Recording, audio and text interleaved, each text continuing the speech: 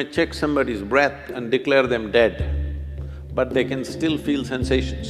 There's a whole school of Udaan in China, where you might have seen those movies where they have mastery over Udana, where they can float around a little bit.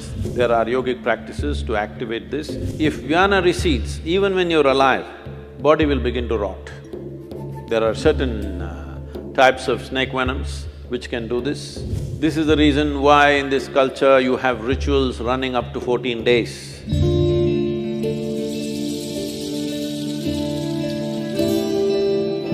Sadhguru, you said about life, and that brings a big question what doctors have about life. Now they say we have 1 trillion cells in our body, and each of these cells is living by itself. And when you say a patient is no more, it's just that the brain dies after 2 or 3 minutes, but still a large part of his body is still alive. That has changed now. Doctors are saying the brain lives for over 10 hours. Today, the new… So he is dead, but the brain is living. His skin, his muscles, his bones live for many hours. So we have said he is dead, but a large part of his body is still alive. So, and these cells, even when after the patient is dead, you take these cells and… Those of you who are all shaving every day, even after you're dead, we still have to shave you, you know this. Yeah, the hair grows. That is why I'm ready, you know. Now, you asked why if somebody is dead, still some of the cells are active.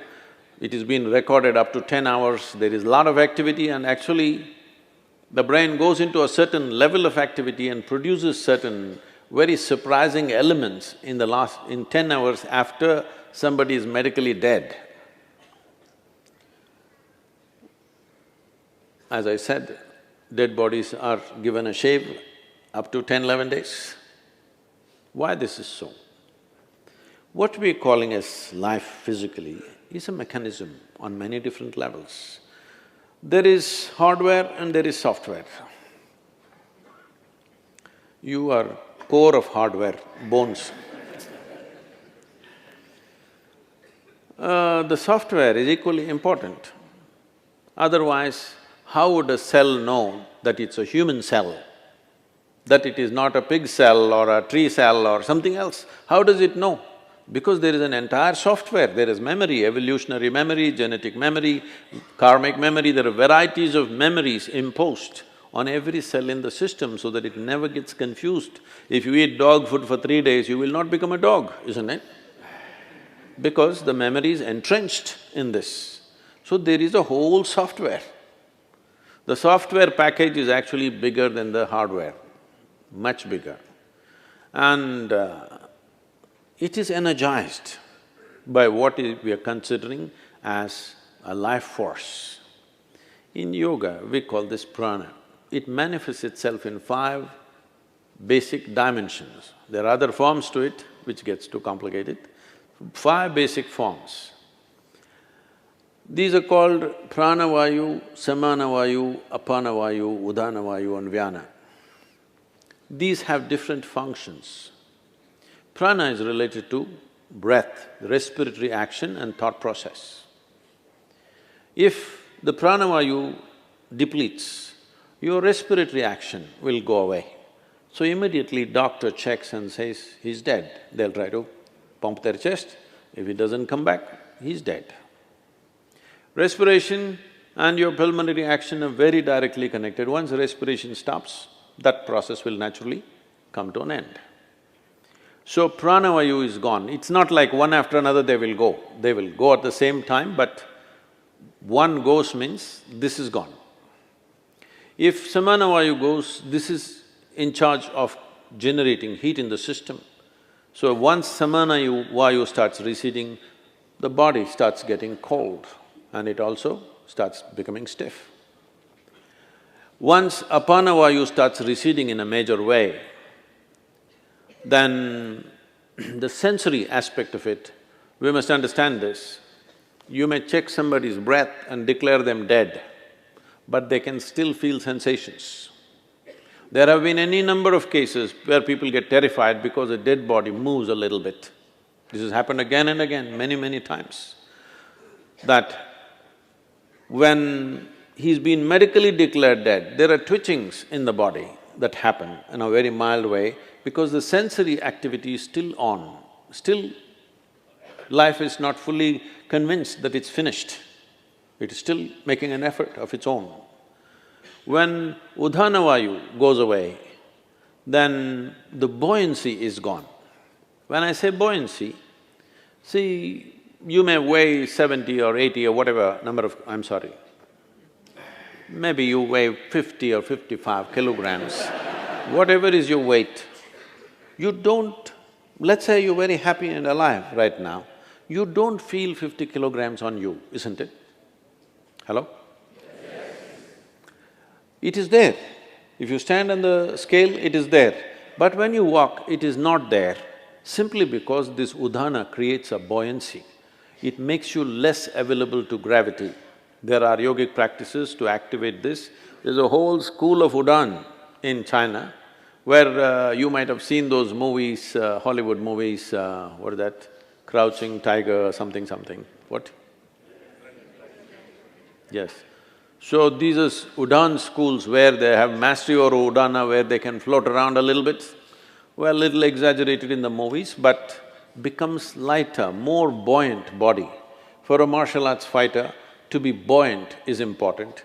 There have been many cases where certain ballet dancers and martial arts experts have shown what is physically not possible they have done by leaping up to heights which all physicists believe is simply impossible. But they've gone beyond that level simply by creating more buoyancy. So Udhana is in charge of buoyancy. Once Udhana starts receding, suddenly body becomes heavy. Always it was the same weight. Weight does not increase, but you can feel the weight much more simply because Udhana is gone. This, doctors may know, maybe doctors don't do it, the people who work in the hospitals may know, carrying a live person and a dead person, there's a big difference. Simply because Udhana is gone, there's no buoyancy. The fourth dimension is called Vyana. This is preservative in nature. If Vyana recedes, even when you're alive, body will begin to rot. There are certain types of snake venoms which can do this. If they bite you, you will not die, but literally parts of the body will start falling apart simply because Vyana will recede and it will start falling apart. So, once Vyana recedes, the rotting process will begin. There are systems in yoga where we want all the seven to go reasonably together, within 1.5 hours we want it to go. In normal death, depending upon the age of a person, how vibrant a particular body is, it may take a long time. When I say long time, up to 14 hours it may take. Vyana may take up to 14 days to leave.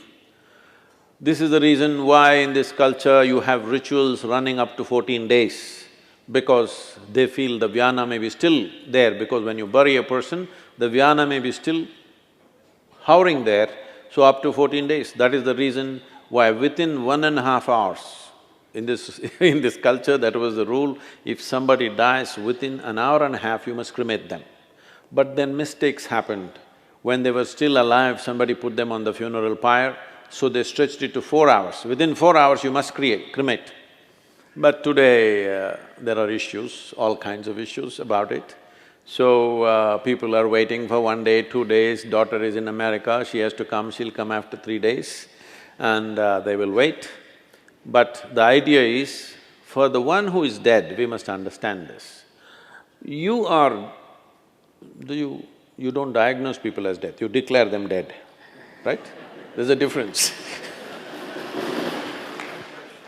So when you declare them dead, for you they are dead. As far as that person is concerned, in a way, all that's happened is, he's disembodied. He's lost his body. All his life he lived thinking he's a body, never realizing the physical mass that we carry is an accumulation from this planet. He never realized that. When suddenly he slips out the body, he tends to hover around the body because he's lost his discriminatory intelligence. Once you leave the body, the discriminatory intellect is not there, so this tends to hover around that body. So in this culture we said, the moment we are sure that somebody is dead for sure, you must immediately cremate them, because it's good for that dead, so they know the game is up. And it's also good for the living.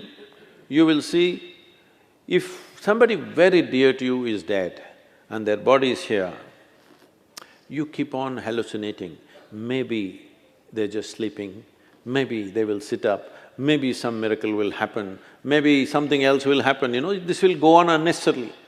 You will see people are crying and big emotional drama is happening, but the moment you cremate them, you will see everybody become silent. Have you noticed this? Always. Because now everybody knows the game is up. It's for the living and for the dead. So about life leaving the system, it is so entrenched. It is not something, poop, it'll go away like this. In stages, it goes away. Because it's in stages, it came in. It's in stages, it'll go away. Human beings should understand, in pursuit of well-being, you don't have to look up, you don't have to look out. In is the only way out.